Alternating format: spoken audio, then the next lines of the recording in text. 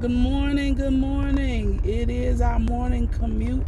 This morning really is like Parking Lot Chronicles because I always go live right before I pull in to work and just share a few things with you. I was having a conversation with someone yesterday about leadership and being in a new leadership role. And I must say, I fully understand because I just got into a new leadership role on April 8th. And anytime you walk into a new leadership role where the employees are already established, the culture is already established in that particular organization or already established in that facility, you got to be real strategic when you start in that new role. And I would love to help you with it one-on-one. But just off the top for the next minute, I just want to give you a couple of tips. One, you got to make sure when you go in, your first few weeks, your goal is to build trust. Because you don't know why that other leader left. And if you do know why they left, a lot of times, it's not on good terms. And that culture is a reflection of the prior leader. So you got to go in. You got to go in and establish trust and rapport with the team.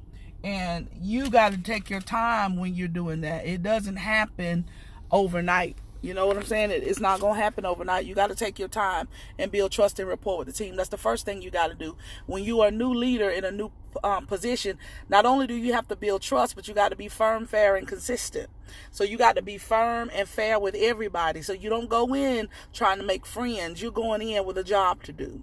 And the third tip I'll give you is have some very quick wins. Find some things that you can do, some problems that you can solve very quickly. That's not going to require a lot. If they just need something from corporate that a phone call will handle, you make that priority because you want to establish trust. You want to show them that you come to get the job done, but you got to provide leadership. You cannot go into a new position being passive. You got to go in with love. You got to go in with encouragement, but you also got to be firm. You got to be confident in what it is that you bring to the table. You got to show support for your team. You got to build them up. You got to shift the atmosphere. As a leader, there's certain things and habits that may have been created before you got there. And if those habits are toxic, you can't walk past them. You can't ignore it.